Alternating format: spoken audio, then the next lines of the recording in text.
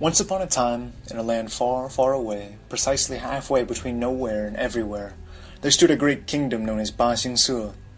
The city knew prosperity like an old friend, streets teeming with life at all hours of the day or night.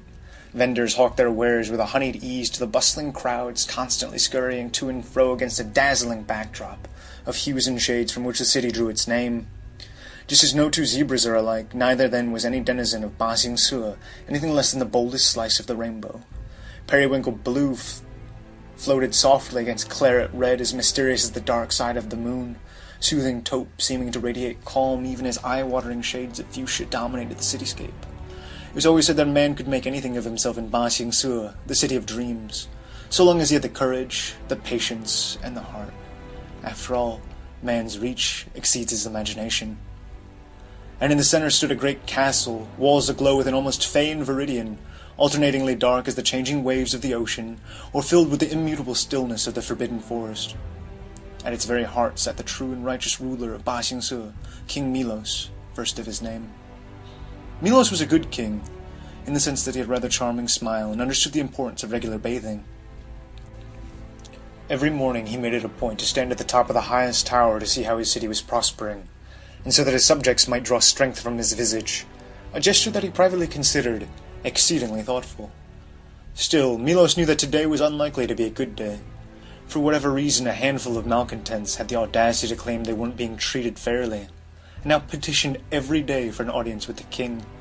It had been quite amusing the first time the women had come caterwauling with some nonsense about equal pay for equal work, although the passing pleasure was largely due to Milos fixating on some intriguing curves that had nothing at all to do with the graphs the girls had brought as evidence. Milos, wanting to be seen as a rugged and independent stud, relied on a very small group of advisors, hand-selected for the fact that no one else in the kingdom understood what they were saying. "What's on the agenda for today?" the king inquired to his portly and balding advisors. "Non c'entro e non voglio entrarci perché sai bene che non son fatto per figurare qua in mezzo a voi," responded one with a touch of exasperation. "Oh, Baxter, you know I don't speak Spanish," boomed the king as he munched on his standard morning mango, well pleased with his own wit. Upon realizing that his advisors were all glaring at him, Milos considered the possibility the situation was perhaps more serious than he had initially imagined. "Really? Commoners are still all angsty and whatnot? Such ungrateful little pricks." "Well, sir, they may have a point.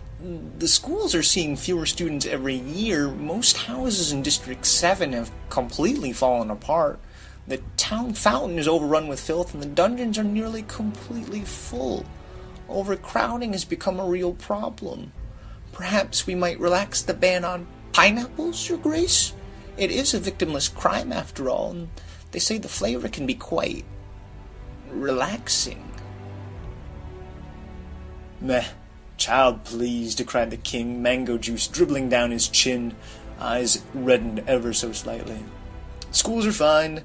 District 7 is learning how to survive. Didn't even know we had a stupid fountain, and everyone knows that pineapple madness could destroy the kingdom. Plus it's a short step from pineapple to blueberries or heavens to Betsy, pomegranate, which is a risk we cannot afford. 我以前爱你，那我现在就是特别特别恨你." "Why do you always have to be so melodramatic?" demanded Milos. "This is not a war on pineapples. There is no war in Ba Xing Se." "As you say, Your Grace, but perhaps it might be best if we were to give the small folk something pleasant to distract them from their imagined troubles. You are due to be married soon, and we have found any number of lovely candidates," another offered cautiously. "Must we have this discussion again?" groaned Milos. "All of the girls you lot parade about are all the same and all equally boring. We've had this conversation already. You know which one I want," he said, stalking angrily to the far window, to jab his finger at a slim, curvaceous figure in the distance. Milos had first spied her during his morning visits to the tower, and quickly become infatuated by her beauty and aloofness. Unlike all the other girls of marrying age in Ba Xing Se, she made no attempt to woo the king or to curry favor. Milos was secretly enthralled by her obvious independence, although he refused to voice this aloud. "With all due respect, Your Grace, surely you aren't still serious. It simply is not proper and could never come about. The kingdom would be better served by another choice, And while your grace, of course, has impeccable taste, it is perhaps worth recalling that you've never even seen it in person. Suddenly enraged, Milo seized the impudent courtier by the throat. What did you just say, you little piece of poop? Did you just refer to the future queen of Ba Xing Se as an it? Why do I even pay for you to go to sensitivity training? Did you not hear that one broad with the smackable bum say we're supposed to be using people-first language? He then quickly turned his ire and fire on the rest of the room. I think it's pretty obvious what's going on here. You're all just shadists and hewists, aren't you? You just can't stand the fact that she doesn't look like you, or have your fancy book knowledge that you've picked up from encyclopedias and Renaissance fairs. Well, guess what? I don't see color, only people, he finished smugly as he stormed out of the throne room, ignoring the outcries of protest from his court. Walking without any particular purpose, other than to gleefully recall the appalled and embarrassed expressions of his court, Milos found himself atop the castle tower again, staring into the distance of churning colors. For perhaps the first time in his life, the king felt lost and alone. That night, as he lay abed, he mused softly to himself, I wish I didn't have to see color. Maybe then everything would be better. If that is truly your wish, your grace, the solution is within your grasp, offered a voice from the darkness. Resisting the urge to shriek in terror, Milo slowly looked to see a tall, wiry figure, bright green eyes half hidden behind full moon glasses and a shock of midnight black hair that refused to obey the persistent wind blustering about, a battered wand of holly and phoenix feather peeking out from a scarred leather holster. Knowing the wizard's power, even masked as he was by robe and hat, Milos felt a sudden leap of hope, but decided to play it cool. Oh? And what exactly can you do for me, wizard? A trick? You never even graduated. True, the wizard agreed. But if what you desire most is the chance to not see color, I am quite familiar with the spells that will reduce the world to nothing more than shades of gray. No tricks, not even illusions, just the PP.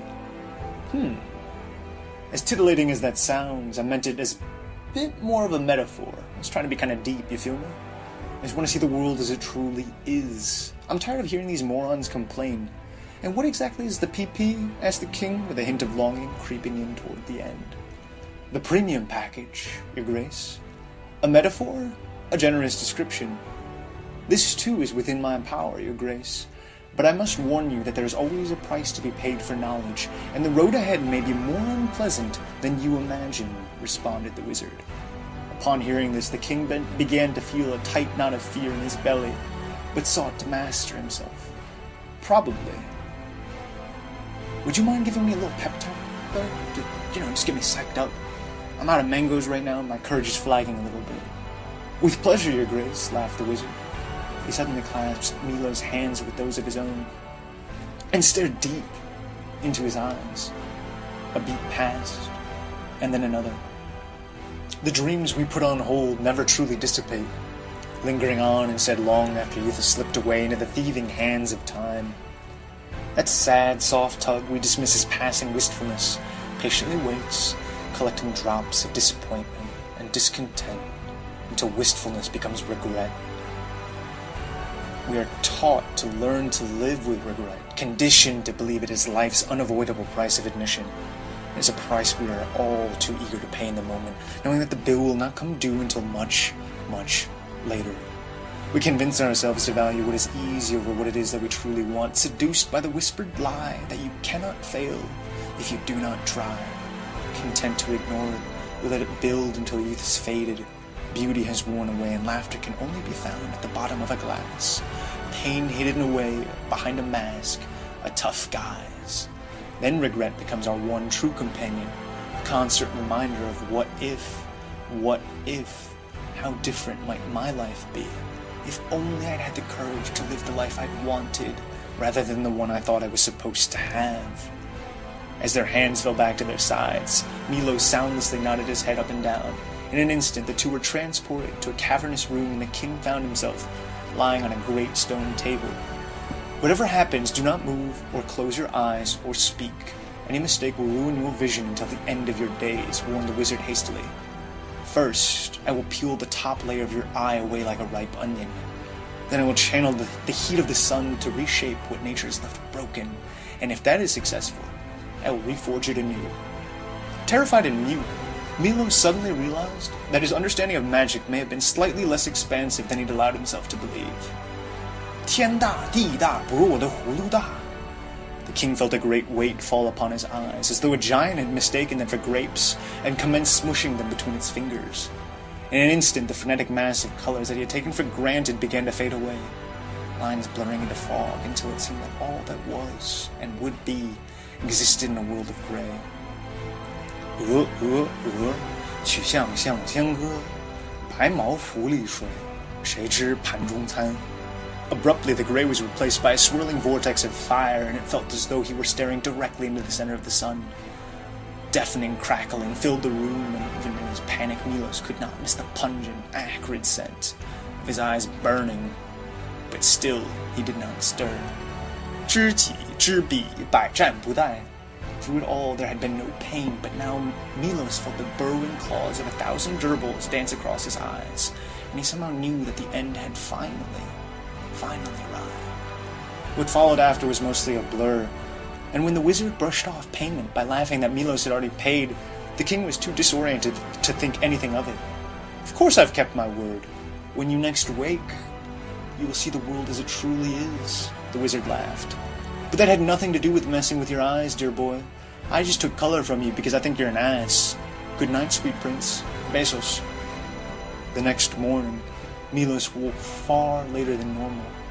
In that brief moment, where the line between wakefulness and the dream world is blurred, the king could not help but wonder if he'd imagined the whole thing, and felt terrified to open his eyes. Bumbling about, hands outstretched in front of him, he made the long, stumbling journey to his normal morning vantage point, eyes closed all the while. But in the frightened corner of his mind's eye, the color had bled out from the sky. At last, feet firmly planted beneath him, a gentle breeze blowing across his face, Milos opened his eyes, and for the first time, he truly saw Ba Xing Se. He saw a city that once knew prosperity like an old friend, whose streets teemed with filth at all hours of the day or night. Vendors hawked their pineapples and blueberries with the honeyed ease to the shambling crowds constantly scurrying to and fro, working jobs they hated for houses they could not afford in order to provide for partners they had long come to resent. For once, he saw the broken schools and dilapidated houses and overstuffed dungeons for what they truly were. The backdrop of hues and shades, which had always seemed so spontaneous and random, was now painfully intentional and stratified, even if the shades were not what he remembered.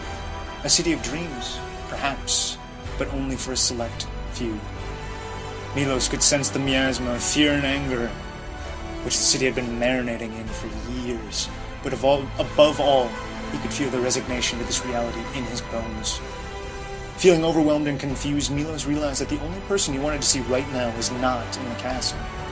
As he sprinted down the stairs, racing for the city center he had only ever seen from afar, he resolved to be a better man and a better king. He would find her, lay bare his flaws, and pray that she had the wisdom to make him into someone to be proud of. Even as he ran, boots thudding against the cobblestone streets, he rehearsed what he'd say in his mind. Should he start with a joke? Was the maroon blazer and cornflower blue ascot too audacious a combination? These were the thoughts running through his mind as he finally turned the last corner and stepped into the city square. Her eyes boldly met his own, a faint smile curving around her lips. And even as Milos slowed to a walk, his gaze leisurely working its way down the flowing lines of rather scandalous little number with a hemline soaked in a constant rush of water, he smiled back, until he noticed that the glow at her feet was the reflection of the sun on 1,000 pennies and 1,000 quarters, and that the crown of thorns upon her delicate brow was the abandoned residence of an avian creature. As the sighs and giggles of a sluggish flow of water echoed, Milos's eyes widened in horror at the realization the king of Ba Xing Se had fallen in love with the fountain. And so it goes.